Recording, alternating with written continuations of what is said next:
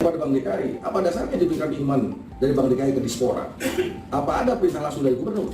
Satu, baru-baru ini Bank DKI juga memberikan pinjaman ke Ancol. Apakah ini berdasarkan instruksi gubernur juga? Dua, ketiga, dengan banyaknya memberikan pinjaman dengan jumlah yang cukup Masa fantastis. sih Bank DKI mau pinjamin Ancol 1,2 T untuk gaji karyawan dan makan hewan?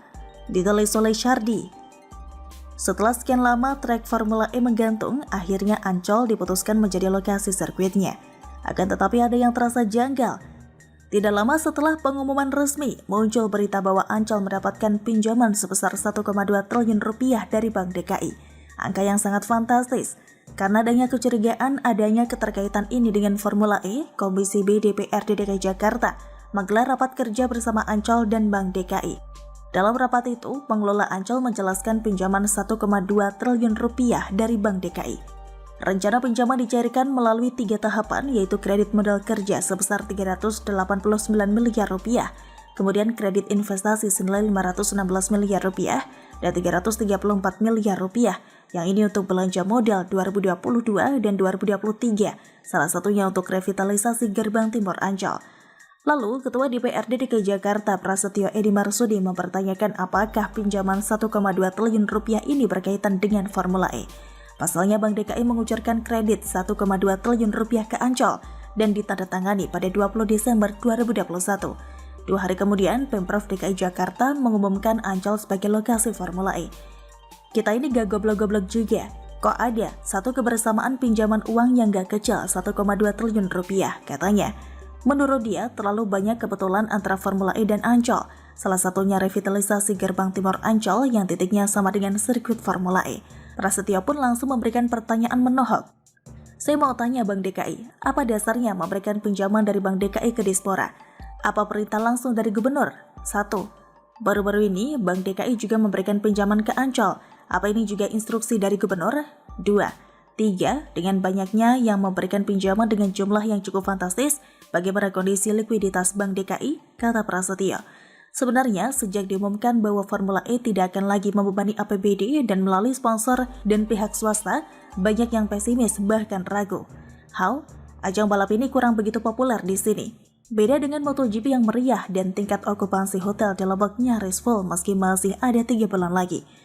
Pengelola Ancol lalu beri penjelasan, katanya dana itu akan digunakan untuk menutupi kekurangan perusahaan akibat pandemi. Kalau tidak begitu, Ancol pasti akan tutup selamanya. Selama pandemi, tetap harus beri makan hewan, wahana dufan harus dijalankan setiap hari, dan maintenance juga besar. Coba kita pikir pakai logika, apakah sebuah bank mau memberi pinjaman 1,2 triliun rupiah buat bayar gaji pegawai dan biaya makan hewan? Untuk cicilan per bulannya, Ancol mau ambil dari mana kalau untuk gaji pegawai saja harus utang? Coba pinjam dari bank swasta, kemungkinan besar tidak akan lolos. Setahu saya, bank tidak mau beri pinjaman jika pinjaman itu dipakai bukan untuk kepentingan produktif. Beri makan hewan dan pegawai tak akan menghasilkan pendapatan untuk membayar cicilan, bukan? Ini ada bau-bau tidak beres. Sedikit aneh kalau sebuah bank berani memberi pinjaman untuk kepentingan operasional perusahaan, bukan untuk pengembangan usaha. Kalau pinjaman dipakai untuk biaya rutin dan operasional yang tidak lagi tercover oleh pendapatan, artinya bisnis ini sudah tidak menguntungkan. Soal pandemi, oke lah. Tetapi tetap saja terlalu fantastis meminjam sampai triliunan rupiah. Bisa jadi pinjaman itu untuk kepentingan yang lain juga, tapi bisa jadi masih belum terbongkar. Rata-rata berpikir ada kaitannya dengan Formula E. Seperti yang dikatakan Prasetyo, bagaimana likuiditas Bank DKI? Apakah tidak ada masalah jika Ancol nantinya tidak sanggup memenuhi kewajibannya suatu hari? Mengingat pinjamannya sangat besar dan peruntukannya kurang produktif. Tapi prinsipnya sederhana aja kok, Formula E dari dulu sudah banyak masalah dan banyak misteri yang tidak terpecahkan. Entah itu karena gubernurnya pelit bicara, tidak transparan dan banyak anggaran jumbo yang masuk ke sana. Interpelasi pun digagalkan. Ada indikasi bau ketidakjujuran untuk memberikan penjelasan seterang-terangnya. Luar biasa memang Formula E ini. Seperti ada yang melindungi agar tidak ada yang bisa mengganggu. Bagaimana menurut Anda? Silahkan tulis pendapat Anda di kolom komentar. Terima kasih sudah menyaksikan channel Siward TV.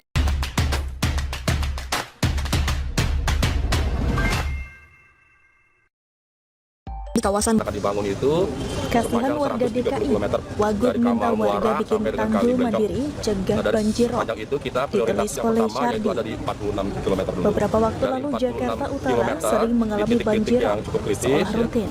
Ini sebenarnya pengaruh air pasang laut, lalu diperparah oleh penurunan tanah di DKI selama bertahun-tahun. Jika tidak dilakukan penanganan khusus, banjirop akan makin parah dan Jakarta Utara akan semakin tenggelam.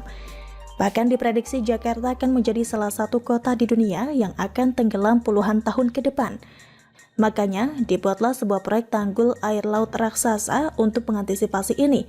Pemprov DKI dan pemerintah pusat saat ini tengah berusaha mengebut pengerjaan tanggul laut atau National Capital Integrated Coastal Development atau NCICD. Proyek ini dianggap efektif untuk mengatasi banjirop di utara Jakarta. Akan tetapi target penyelesaian tampaknya masih sangat lama.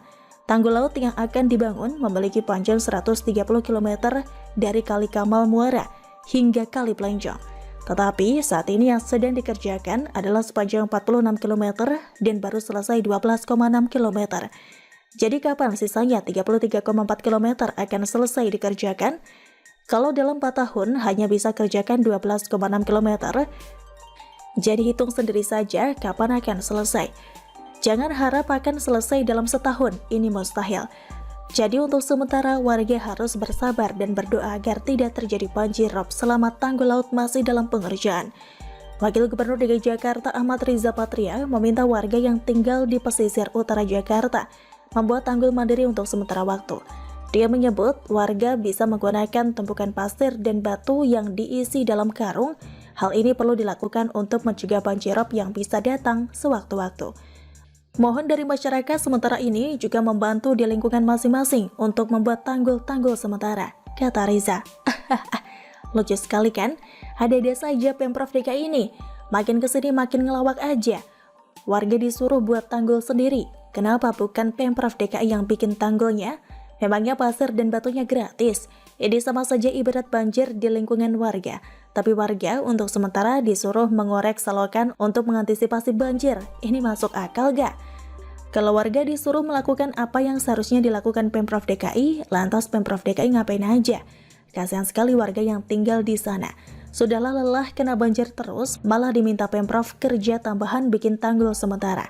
Pemprov DKI R. Anies ini kalau tidak lempar tanggung jawab ke pusat, kadang bisa lempar kerjaan ke warga. Tidak ada duit? Kan ada duit nganggur sebesar 12,9 triliun rupiah. Dipakai dong buat tanggul sementara. Masa sih suruh warga yang bikin? Ada-ada saja. Selain itu, Wagub DKI mengatakan pembangunan tanggul laut secara menyeluruh membutuhkan anggaran besar dan waktu yang cukup lama. Dengan program pembuatan tanggul ini memang memerlukan waktu tidak sedikit dan biaya yang tidak sedikit, katanya. Makanya kerja yang cepat, jangan hanya bicara saja.